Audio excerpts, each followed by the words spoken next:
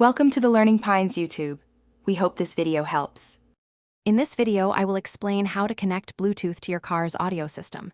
First, make sure your vehicle is safely parked to ensure your full attention. Then, grab your mobile device and turn on its Bluetooth function, making it discoverable. Next, navigate to your car's audio system. You'll want to find the Setup or Settings button, usually located near the display. This will lead us to the Bluetooth menu. Once you're in the Bluetooth menu, select the option to Add New Device or Pair Device. Your car's system will then begin searching for available devices. Simultaneously, on your phone, you should see your car's name appear in the list of discoverable Bluetooth devices. It might be labeled something like Car Multimedia or Toyota. Tap on that name. Both screens will then display a pairing code. Confirm it matches on both your phone and the car's display to complete the connection.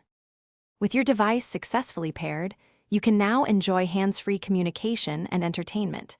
To make a call, simply use your car's voice commands or dial directly from the car's display. Your voice will transmit through the car's microphone, and the audio will come through its speakers.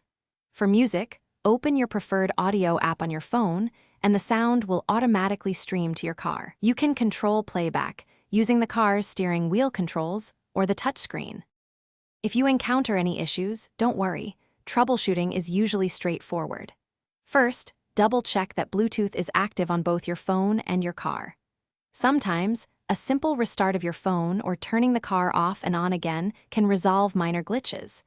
If problems persist, try deleting the existing Bluetooth pairing from both your phone and the car's system. Then, go through the pairing process again from the very beginning. This often clears up any lingering connection problems.